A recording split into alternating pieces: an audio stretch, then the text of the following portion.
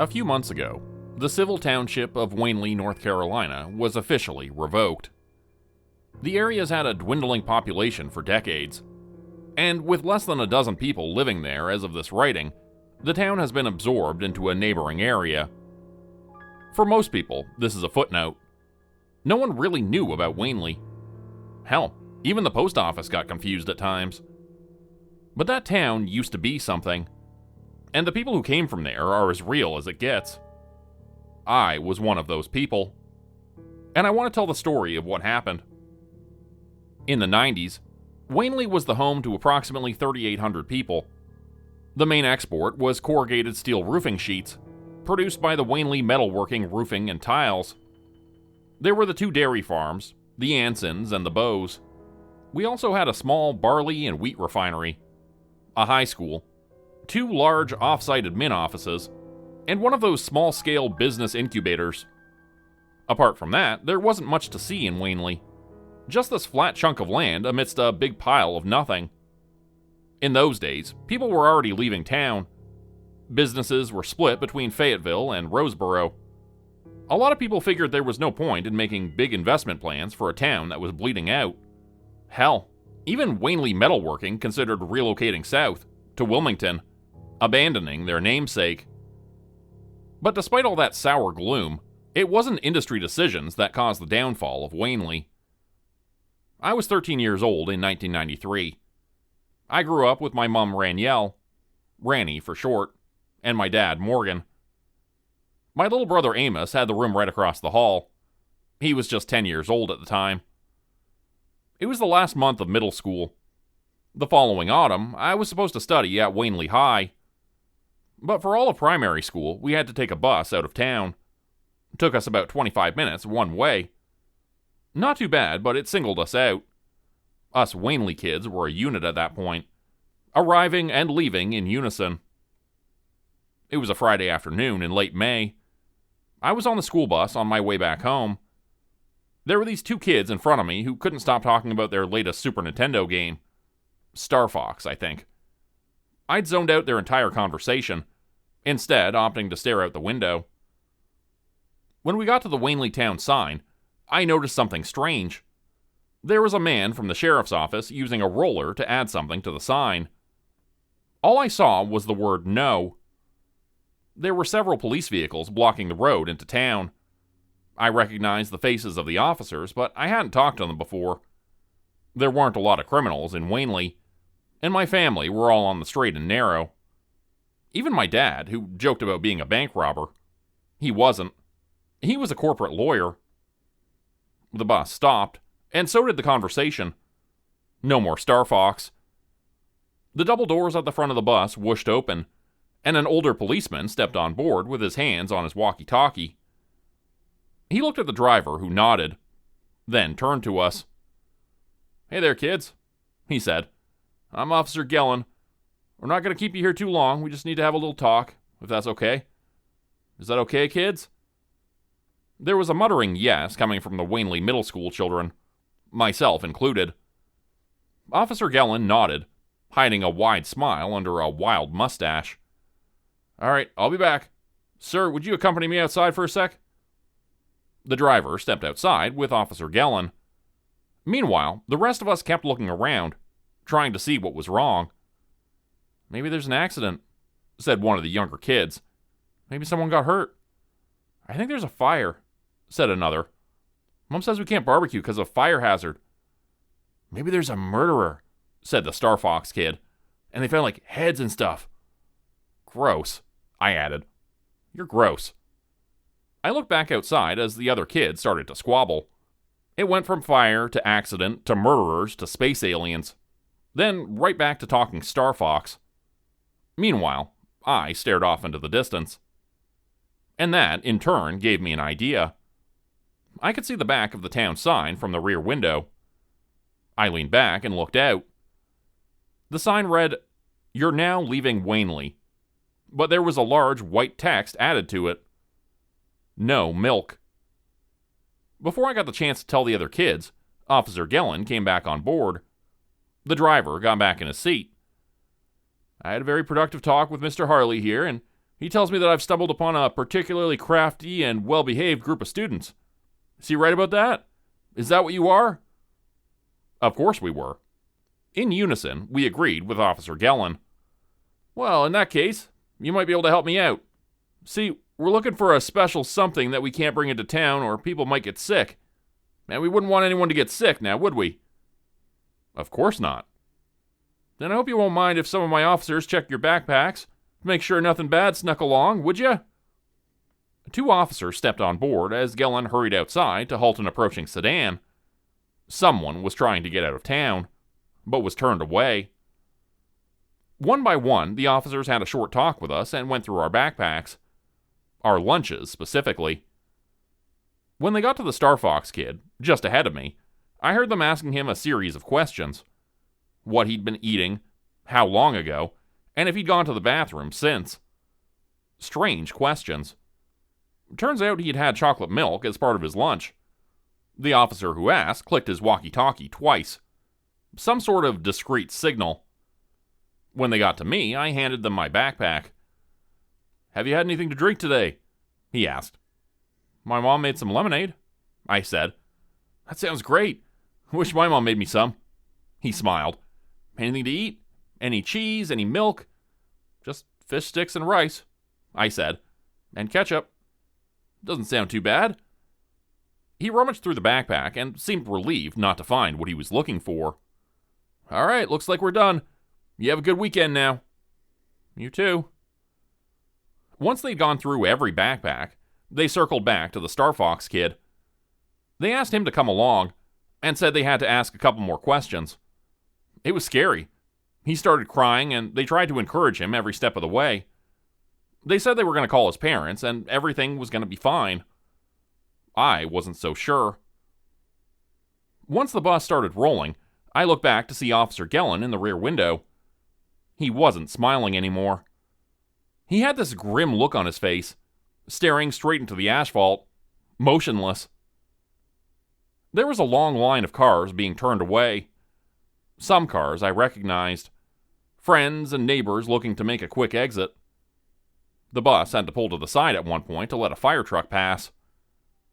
I got the impression that something big had happened, but no one was telling me what it was. The conversation had died down, and I had to fill the silence with my worries. There was no chatter to distract me. By the time we got to the bus stop, I saw all our parents lined up, my mom and dad included. Amos was also there.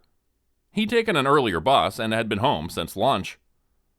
As I stepped off, my dad swept me up in his arms. Mom was crying. "What did they do?" Dad asked. "Did they take anything? What did they ask you?" Mom took me from him. "Give it a rest, Morgan," she spat. "Let's go home."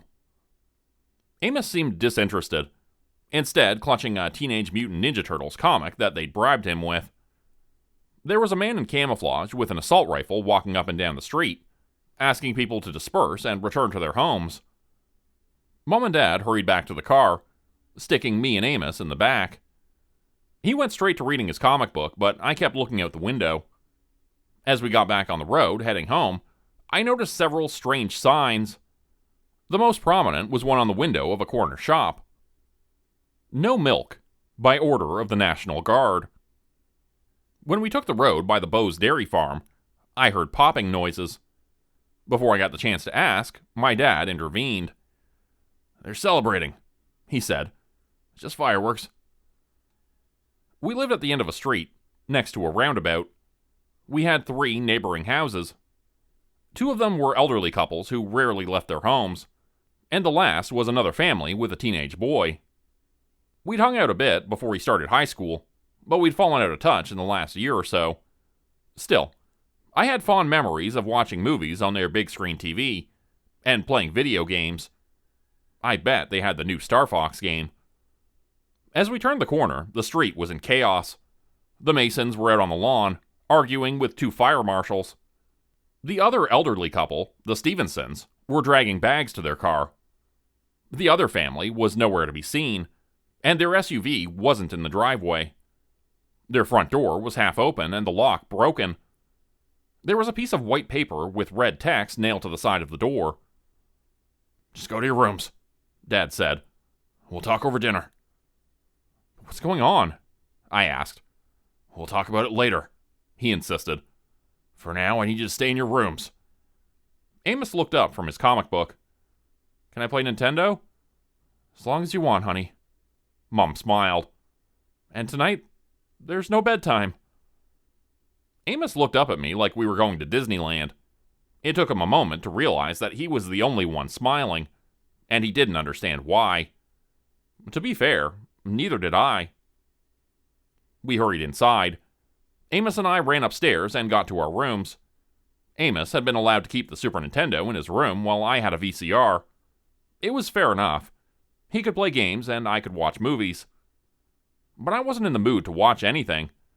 I had this sinking feeling that something was terribly wrong, and I kept looking out the window hoping to see something. The Stevensons were arguing next to their car, and the Masons were being ushered back into their house. I could see smokestacks rising from the dairy farms, and flashing lights from fire trucks going back and forth down Main Street. Every now and then, if I listened closely, I could hear popping noises. It didn't sound like fireworks. It sounded like gunshots. I'd only been in my room for a couple of minutes before I heard a careful tapping at the door. Amos stepped in with this haunted look on his face, his eyes wide and unblinking. "Can you help me with my science project?" he asked. "It's acting funny." Amos had been working on a science project for school. It wasn't a big deal. He'd taken different kinds of milk and placed them in cups to see which ones went bad first. He usually checked it before he went to bed, making notes about changes over time. "Can you please look?" he asked. "It's really weird." "All right." For something to make Amos say please, it had to be something out of the ordinary. I walked across the hall to his room, catching a whiff of an argument downstairs. Mom had raised her voice. There was a certain pitch to it when she was worried about something, and she wasn't holding back this time. Made me feel sorry for Dad. Half the time, it wasn't even him she was angry at. I followed Amos past the pause screen for Contra 3 and up to the window. He had the cups resting on a small metal tray with plastic wrapping. He stopped just ahead of it. "I heard this noise and..." He pointed at the cups, clutching his notebook. "I haven't opened it. Mom says it smells too much." As I approached, I saw the cups rattle. Not much, but enough to make a noise. I could see the plastic wrap shaking. Looking into the cups, it took me a while to understand what I was looking at. At first, I thought it was maggots, but it wasn't. It looked like something had coalesced at the bottom of each cup, and there were these tiny white strands shooting out of it, prodding the plastic for weaknesses. It sort of looked like an egg in a way, with these inches-long strands that moved independently of one another, all of it milky white. "It keeps moving," he said. "Look." He stepped up to it and put his finger on top of the plastic. The strands in the cup immediately reacted, shooting straight up. It looked almost electric in a way. "Why does it do that?" he asked. "Don't touch it," I said. "We gotta put it away." "Should we tell Mom?" I could hear them arguing downstairs, and I shook my head. "We should throw it away," I said. "Let's flush it." Amos protested all the way to the bathroom, but didn't want to make a fuss. I told him I'd take the blame and he could go back to playing Contra. That seemed to do the trick. I placed the tray on the floor next to the toilet. I put on Mom's plastic cleaning gloves just in case. As I took off the plastic wrap, those little white strands shot out of the cup, aiming straight at my face. They were a lot longer than I'd expected, just inches away from my face. I panicked and dropped the entire cup down the toilet with a squeal. Looking down, they squirmed and twisted back and forth, these white strands whipping back and forth like worms in agony. They were so much longer than I'd anticipated, and I could feel them prodding against the plastic gloves. They were looking for the warmth of my skin. The tips were much sharper than expected, and almost poked a hole in my gloves. I flushed. After waiting a few seconds, I could still see some strands moving at the bottom of the bowl. I flushed again, and again, and again. Finally, when there was nothing left, I dumped half a bottle of toilet cleaner in, flushed again, and then waited. I must have sat there for 10 minutes just watching the water. There was this tingle in my spine like I'd escaped some great danger. The same kind of rush you'd get if you nearly stepped on a snake, or seen a bear. I went back to my room and brought out a notebook. No milk, I wrote at the top. I tried to name all the places in town where there might be a lot of milk, or milk-based products. The dairy farms were obvious, but there was also the high school cafeteria, the corner shop with the soft-serve machine, and the convenience store. Since this was a town with several dairy farms, milk and cheese was sort of everywhere. I listed at least 24 locations where there might be a lot of dairy products. There was a loud banging on the front door downstairs. Amos and I rushed out of our rooms to see what was going on. From upstairs, I saw Dad open the door to a man in a military uniform. Mom looked up the stairs. "Get back to your rooms," she said. "We'll tell you when you can come out, okay?" "Mom, what's going on?" "Just play your games," she said. "Wait there." "But Mom, Rooms," she yelled. "Now!" She wasn't messing around.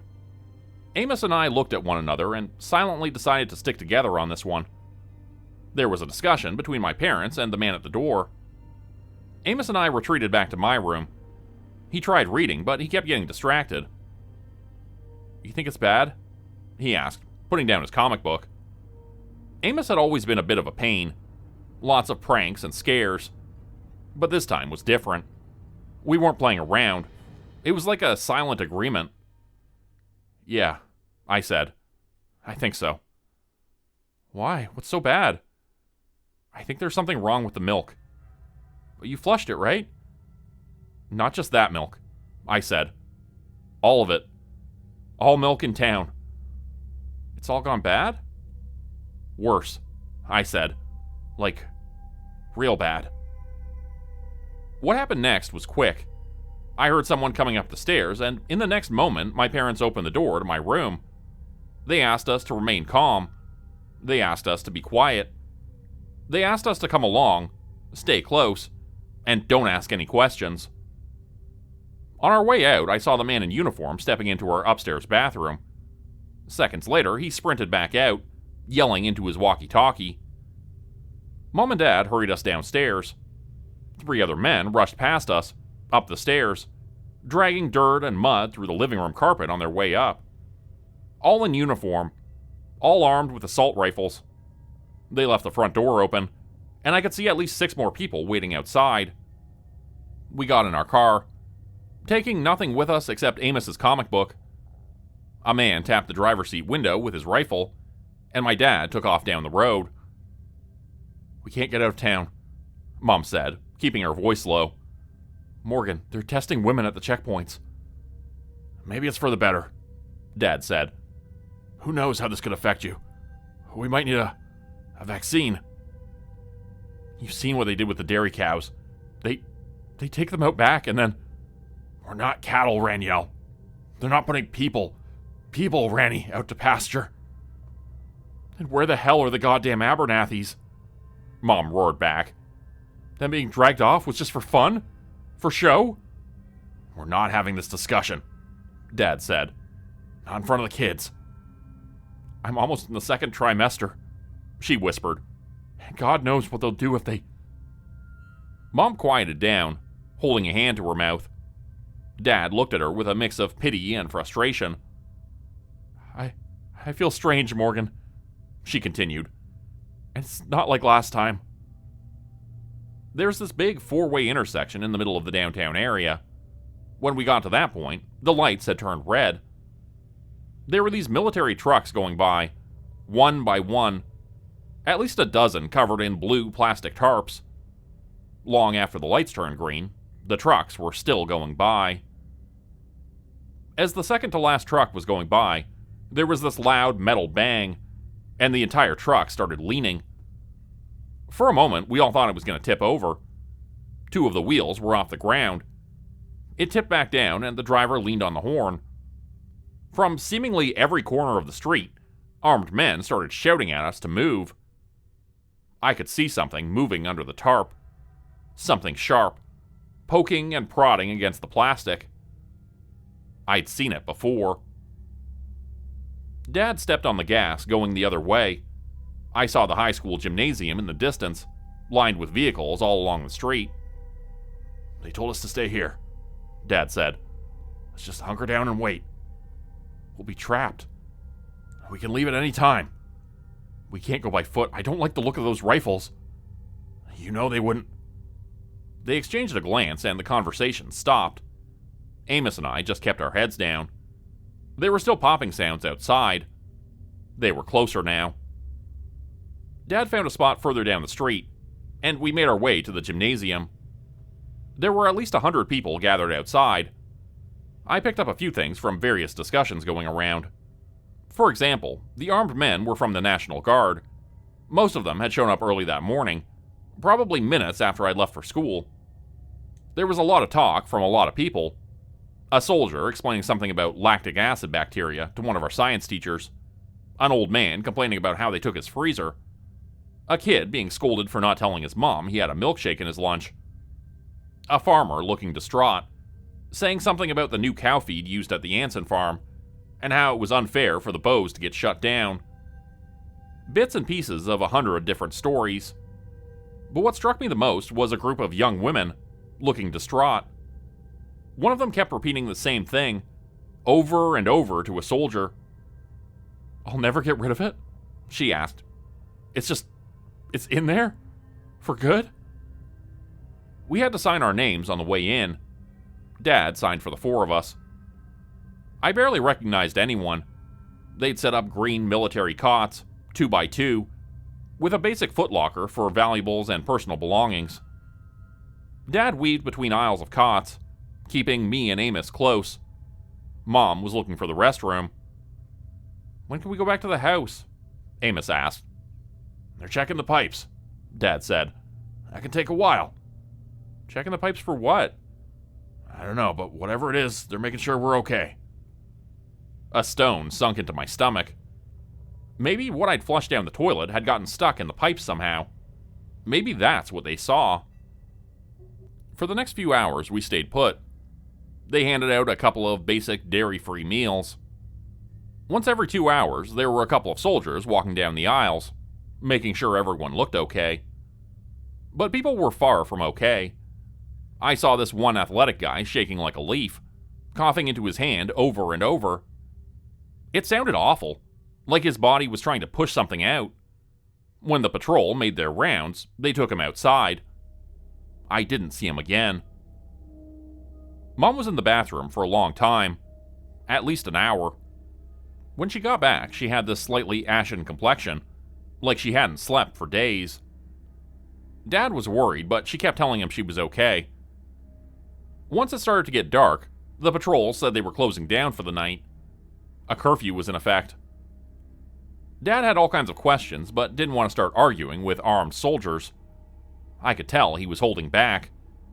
Corporate lawyer or no, personal freedoms are a big sticking point to him. I remember this big clock over the scoreboard. If you managed to filter out the cries and the occasional scream, that clock was the only thing you could hear. And I could swear that the seconds were getting longer the more you listened to it. Mom and Dad shared a cot, while Amos and I got one each. Amos went out like a light, but I stayed up long after midnight. I couldn't help it. That damn clock kept me up. With the lights off, all I saw was the sharp shadows cast by the crescent moon, creeping in through the cloud cover. As the screams and cries turned to sniffles and snores, I was left awake staring into the ceiling. I heard people whispering about megabacteria, something in the methane, the lactic acid, the gas lines. Nobody knew for sure. There was one guy who kept muttering about birds being the source, claiming it had rained feathers moments before shit hit the fan. There was this one drunk man by the exit who kept talking out loud to himself. "They dance like skinny little worms, reaching for the stars." Skinny little worms. Just like I'd seen in my brother's science project. I'd been drifting in and out of sleep for 1 to 2 hours when I snapped to attention. I heard someone running past me and looked up to see my mom's side of the cot empty. Dad sat up, rubbing the sleep out of his eyes. "Randy?" he whispered. He noticed me looking his way. "You see where Mom went?" I shook my head. He got up and took me by the hand. "Let's go look." We went down the aisles, hand in hand. It was eerie watching all these strangers sleeping around us, like nothing was going on. Even the drunk guy by the exit was out cold by now. I don't know if I was imagining things, but I had the mental image of those skinny little worms appearing. Sometimes, when I looked at the sleeping people, I imagined little shadows scurrying to hide. Something crawling out of a nose, an ear, a mouth. We walked past this one man who looked sick, who had a metal bucket next to his cot. I could hear little tapping movements at the bottom of it, as if something was struggling to reach out. "She might be in the bathroom," Dad said. "Let's go look." There were 2 patrolmen by the bleachers, smoking and telling stories. They kept passing a bottle back and forth. Dad kept his head down, making sure not to look them in the eye. We went through a short hallway and made it to the bathrooms. The power was still on, but all the lights were off, making the emergency exit sign the only thing to guide us. Dad was about to step inside the bathroom when I tugged on his sleeve. "It's for ladies, Dad," I said. "I'm sure they won't mind." We stepped through the door. Moonlight was coming in from a frosted glass window, casting an eerie shadow across the floor. We split up and started knocking on the stalls. It was quiet. Dad had this worried look on his face. "Maybe you should step outside for this," he said. "Just for a while." "Let's check," I said. "It'll be quick." "Wait, let's..." I opened one of the stalls. I barely saw anything. In the moonlight, I couldn't see much more than outlines. I saw a pair of still hands holding up a bloated belly, with these dancing little worms pushing their way out of the skin, like a goddamn human garlic press. The tapping sound of 100 thin parasites, looking for a new host. Some were just an inch long, others were as tall as an arm. One of them poked the nail on my thumb, but couldn't latch on. I saw chunks of hair strewn across the room, a side effect of late-stage infection. A hand fell over my eyes and I was dragged outside. When I looked up, I saw Dad. His entire body language had changed, like he was in pain.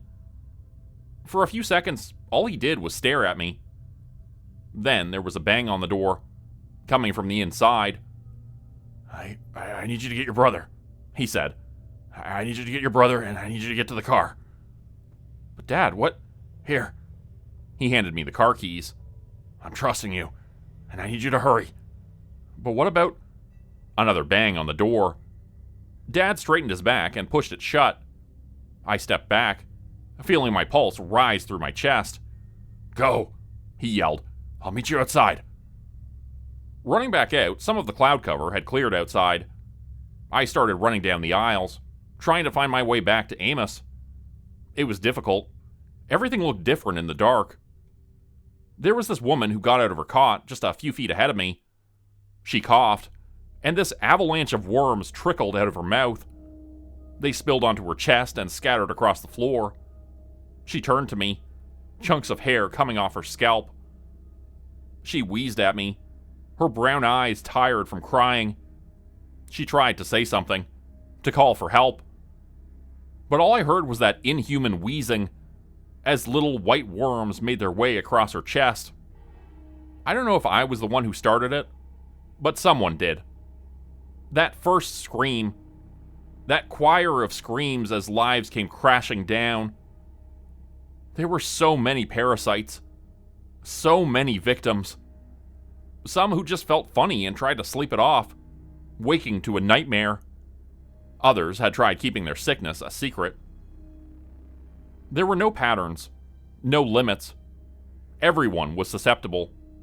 Young, old, strong, frail. There were some with parasites coming out of their stomachs, others through the ears, mouth, and nose. There was this one man who had them in his left eye. As they reached out to others for help, the parasites spilled from one person to the next, burrowing into their skin. I didn't find Amos. He found me. He kept telling me that a bad man had taken his comic book, and that he ran away looking for Dad and help. He asked 100 questions at once, but I just grabbed him and ran, clutching the car keys so hard that my hand cramped. We made our way to the exit, but there was a rush of people going in and out like a waterfall. Someone yelled, telling people to drop to the floor. 10 others screamed back, begging for help. Others just screeched like wounded animals trying to alert the flock of incoming danger. Amos ducked to the floor and I followed him. Then the gunshots started. We got out by crawling on all fours. One of the soldiers tripped over me, accidentally kicking me in the ribs. When we got outside, we stuck to the wall and kept a low profile. Amos couldn't stop crying, but I just pulled him along. I could barely hear anything over my ringing ears and pounding pulse, as gunshot after gunshot rang out behind us. We crawled our way through the flower beds, using the high school's blue sunflowers as cover. Most people were stuck inside. Some made their way out, filtering back into the military tents outside. Amos and I made our way back to the car. My fingers barely worked as I fumbled to open the door. When I finally did, I could see more people heading our way from down the road. I got the car door open and pushed Amos into the back seat. I followed him, locking the doors from the inside. We curled into the leg space between the back and front seat, hugging each other tight as I hushed him. He couldn't stop crying. He had so many questions piling up that they were overflowing into a jumbled mess. Questions about Mom, about Dad, about the people outside, about the bad man who took his comic book. As the gunfire died down, people started pouring out, but they weren't just people anymore. One of them noticed our car. One of them spotted us inside. And after that first one came another, and then another. In less than half an hour, there were so many of them they were all blocking the windows. All I saw were silhouettes, and all I heard were wheezing noises.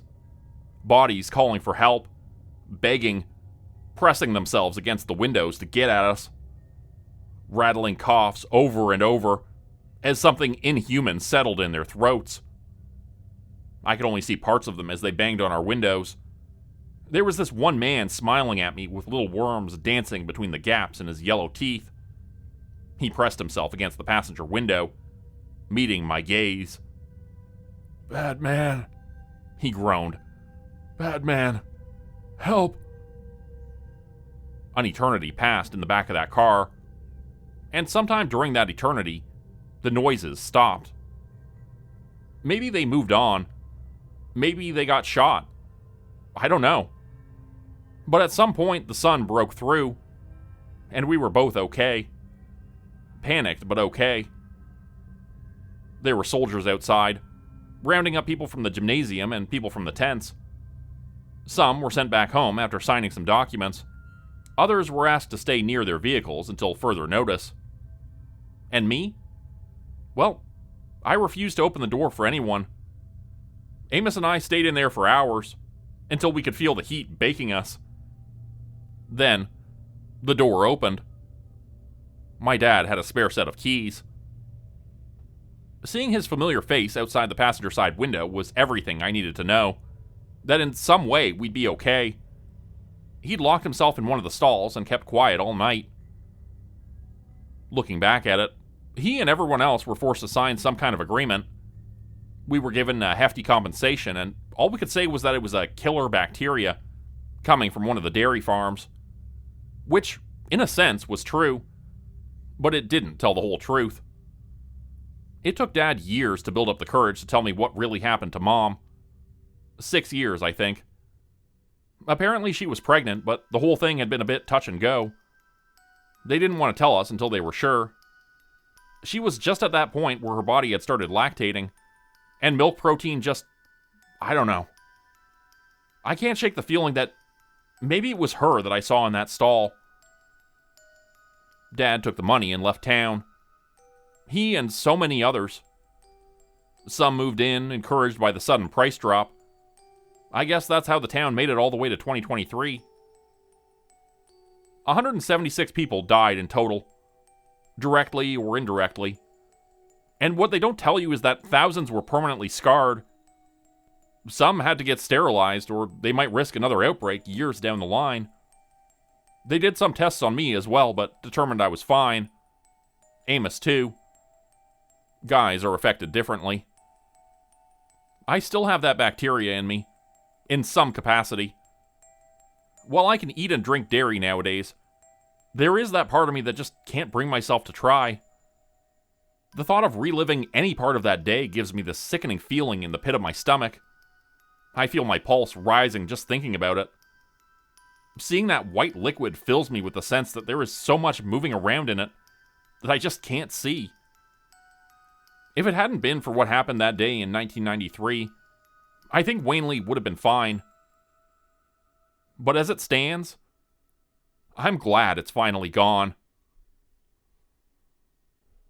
Become a channel member today for early access, bonus videos, and special emojis only available to members. Check out the description below or click the join button for more info. If you'd like another way to help support the channel, please consider joining my Patreon page at patreon.com/JordanGroupHorror. As a patron, you'll get access to bonus videos and content. You'll be credited at the end of every video going forward, and if you decide to stay for 3 months, I'll name a character after you which will be featured in a Hollow's End story. Links to join the Patreon are in the description. Thanks everyone for listening. Please like, subscribe, and comment to help the channel continue to grow. And see you again next time at 4 p.m. Eastern Standard Time. Hope you have a great night.